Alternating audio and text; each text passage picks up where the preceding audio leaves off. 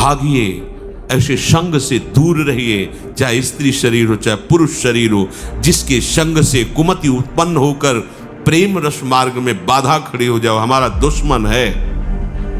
अपने द्वारा अपना नाश मत कीजिए। दूसरा कोई शरीर का संयोग तो आपका नहीं है, पर आपने ऐसी कुचेष्टाएं सीख रखी हैं कि आप काम का स्वागत करते हैं। बहुत बड़ी हानि है। स्वप्न में भी तुम्हें परमानंद का अनुभव कैसे हो सकता है जब तुम ऐसे गंदे काम करते हो। इस वीडियो का पूर्ण श्रेय भजन मार्ग चैनल को जाता है। हमारे चैनल का उद्देश्य केवल प्रेमानंद जी महाराज के विचारों को लोगों तक पहुंचाना है। राधे राधे। जैसे जैसे आप भगवत मार्ग में आगे बढ़ेंगे तो हो सकता है आप और इंद्रियों को शासन में लेने की चेष्टा करें। हो सकती भी इंद्रिया और शासन में आप देखना न चाहें, सुनना न चाहें, बोलना न चाहें, चखना न चाहें, पर भक्ति का परम विरोधी शत्रु ये काम बख्शने वाला नहीं। ये बहुत भयानक शत्रु है काम, जनेन्द्रिय जन्य संयोग जन्य काम। प्रायः मार के गिरा देता है, आगे नहीं बढ़ने देता। ये काम शत्रु ऐसा सबसे बड़ा और भयंकर ये राक्षस है। ये इतना खाता है फिर भी कभी अघाता नहीं, अर्थात चाहे जितना भोग लो कभी तृप्ति होने वाली ही नहीं है। भगवान ने इससे बहुत बड़ा वैरी कहा है गीता जी में, और अर्जुन से कहा मार इस दुश्मन को, मार सबसे पहले इस काम को गिरा। अब आप विचार करके देखो, यदि आप अपने हाथ से ही अपनी वासना से, अपनी कामना से, अपनी चेष्टा से इस काम का स्वागत करते हैं तो आपकी कहां स्थिति होगी। जबकि इस दुश्मन को दुश्मन मानकर मारना है। अगर इसकी प्रेरणा के अनुसार आप कोई कार्य करते हैं तो आप इसका स्वागत करते हैं। जहां काम है वहां प्रेम का प्रादुर्भाव होना अत्यंत कठिन हो जाता है। हो सकता है क्योंकि भगवान का अंश है, पर इसे त्यागना पड़ेगा।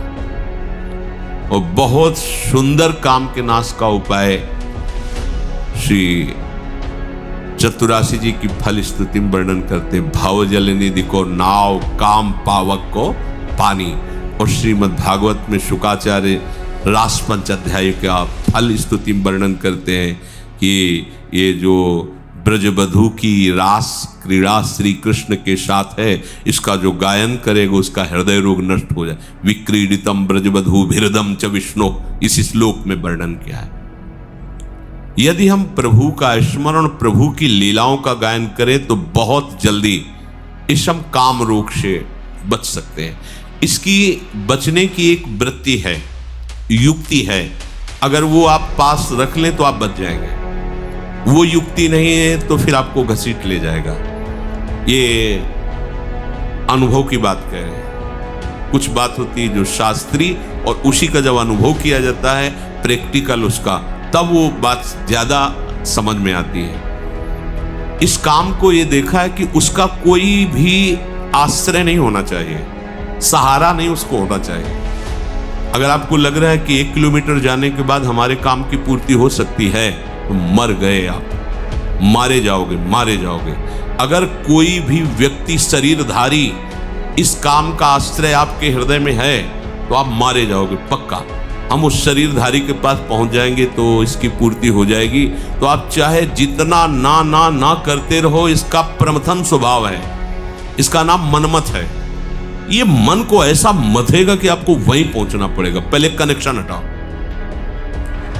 कहीं भी इसके लिए व्यवस्था नहीं होनी चाहिए। आपको अनुभूत बात बता रहे हैं, इसके लिए व्यवस्था नहीं होनी चाहिए। अगर व्यवस्था है तो ये अव्यवस्था फैला देगा। बहुत ही जोरदार विरोधी है ये, छोटा मोटा विरोधी नहीं। ये समझो ये ढहा तो सब ढह गया, ये गिरा तो पूरा का पूरा पहाड़ गिर जाएगा समझो। इसी पहाड़ के बाद जो है वो प्रेम देश है जहां प्रवेश किया जाता है। जहां काम तहां राम नहीं, और जहां राम नहीं काम, ऐसा वर्णन किया महापुरुषों ने। ये बहुत बड़ा दुश्मन है। लेकिन दुश्मन कौन मानता है? इसको तो प्रियतम माना जाता है। अंदर से देखो, इसे तो सुख माना जाता है, इसे तो बहुत गुप्त रखा जाता है। अगर इस दुश्मन को दुश्मन के रूप में देख लो तो पहला बाण मार दिया आपने उसके ऊपर, वो ढेर होना शुरू हो जाएगा। दूसरा, कोई संयोग का विधान नहीं रखना है, कोई शरीरधारी से ऐसे संपर्क नहीं रखना है जिसके पास जाने से इस काम की वृत्ति की पूर्ति हो जाए, समझ लेना। तीसरा, आपको स्वयं में कोई ऐसी चेष्टा नहीं करनी है जिससे इस काम का स्वागत हो। काम के द्वारा प्रेरित कोई भी ऐसी चेष्टा नहीं करनी, उसको सहना है। जो सहन करता है वही भक्तिवान होता है। सहत सहत बाढ़े भगति, और इसे सह वही सकता है जिसने भगवान के नाम का आश्रय लिया है, भगवान के चरणों का आश्रय लिया है, प्रियालाल के सांवले गोरे चरणारविंद का आश्रय लिया है। सहना कोई कठिन बात नहीं उनके लिए जो भगवद आश्रित है।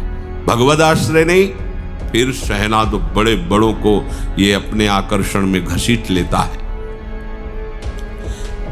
पहली बात, इसको दुश्मन मानना है, शत्रु को शत्रु। भगवान कह रहे हैं ये योगियों का, परमार्थ के पथिकों का, ज्ञानियों का नित्य बैरी, ये नित्य बैरी भगवान ने कहा है। ये ऐसा वैसा दुश्मन नहीं है, परमार्थ के पथिकों का सीधा विरोधी ये है काम।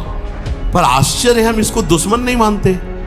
ये आया और हम स्वागत के लिए तैयार हो गए। जैसी आज हमको ये चाहिए, जैसे कोई अतिथि आवे ना, आज हमको ये चाहिए, हाँ अभी अभी व्यवस्था करते हैं, हम ऐसे उसका स्वागत करते हैं। देखो वो जो प्रेरणा करता है, हरि गुरु की सब आज्ञाओं को रौंद करके हम वही करते हैं जो काम प्रेरणा करता है।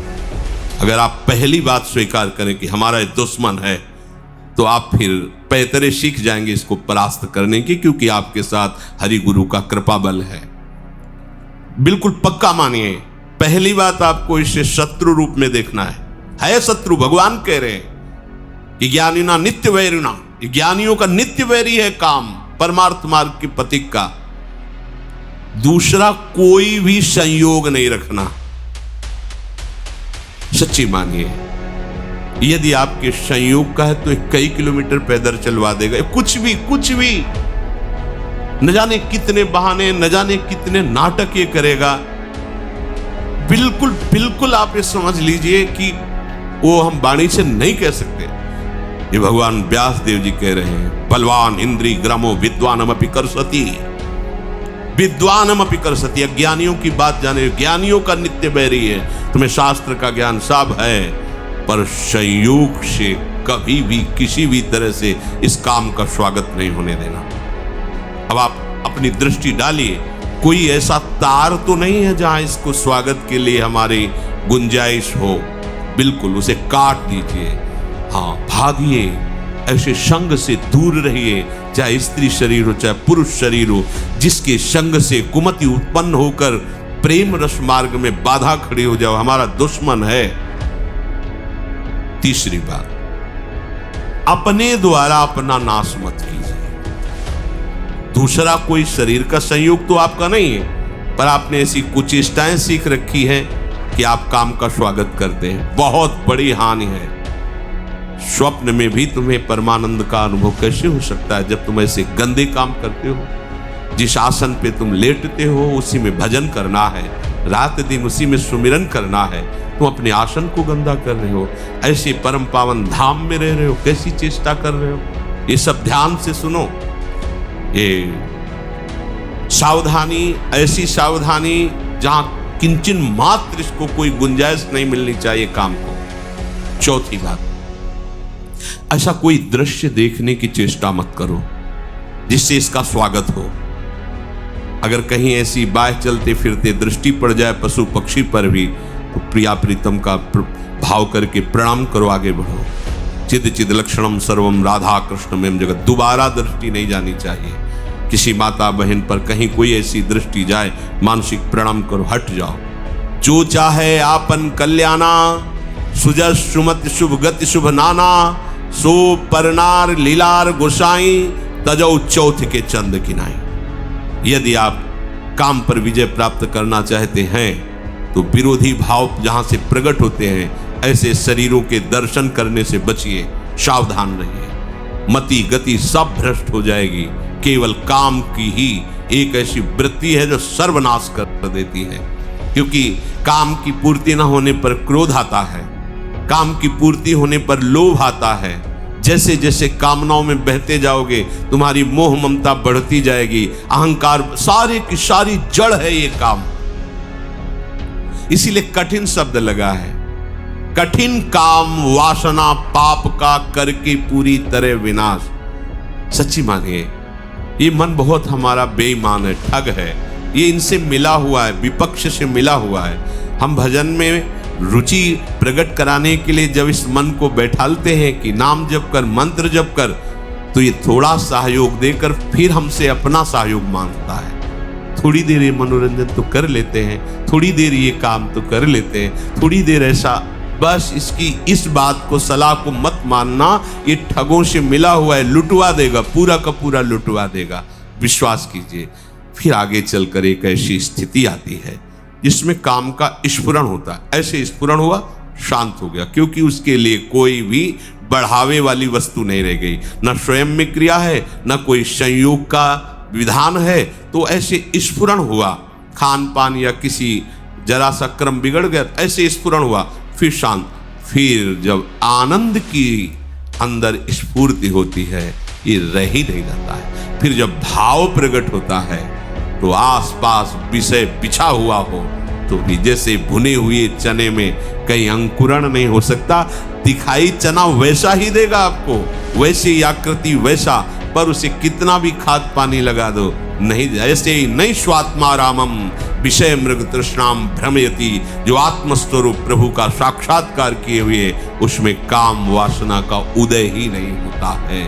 ऊसर बरसई तृण नहीं जामा, संत हृदय जिमि उपज न कामा। जैसे ऊसर भूमि में कितनी भी जल खाद लगा दो अंकुरण नहीं हो सकता, ऐसे ही संत हृदय में कभी काम का प्रवेश नहीं हो सकता। पर पहले था, फिर भगवत आश्रय से, भगवत चिंतन से, भगवत कृपा बल से नहीं। ऐसा नहीं कि कोई गर्भ से पैदा होते ही निष्काम, या तो भगवान है या तो भगवत प्राप्त महापुरुष जगत कल्याण के लिए जो आते हैं वो होते हैं।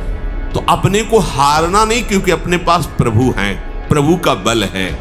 कठिन काम वासना, अपने सबसे बड़ी गलती करते हैं। इसको पहली बात दुश्मन नहीं मानते, दूसरी बात इसकी व्यवस्था रखते, तीसरी बात स्वयं क्रिया की चेष्टा करते हैं, चौथी बात हम ऐसे उसके बढ़ाने वाले दृश्य देखते हैं, बातें करते हैं, सुनते हैं।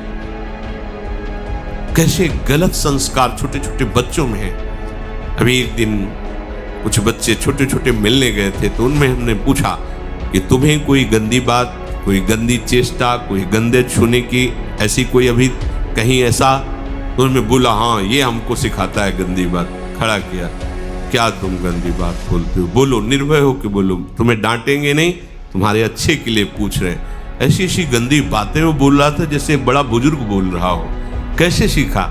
माता पिता को ज्ञान नहीं है, वो अपनी चेष्टाएं, अपनी वार्ता गुप्त नहीं रख पाते, बच्चों के आसपास हैं, वो सुनते हैं कान लगा। छोटे बच्चे, उनके संस्कार बिगड़ रहे हैं। कम से कम बड़े माता पिता को इतना तो भी ध्यान देना चाहिए कि हमारे बच्चे सयाने हो रहे हैं, उनकी बुद्धि का विकास हो रहा है। हम ऐसे दृश्य, ऐसी वार्ता उनके सामने उपस्थित ना करें कि उनके आचरण बिगड़ जाए। आपको लग रहा है बच्चा सो रहा है और आप बातें गंदी गंदी कर रहे हो विलासिता की, वो सब पकड़ रहा है, फिर वो आपस में उन्हीं का प्रैक्टिकल करना चाहता है। छोटे छोटे बच्चे भ्रष्ट होते जा रहे हैं, उनके आचरण नष्ट होते जा रहे हैं। उनके पास देखने की सामग्री ऐसी, सुनने की सामग्री ऐसी, बहुत बड़ा प्रभाव पड़ता है जो हम देखते हैं, सुनते हैं और बोलते हैं।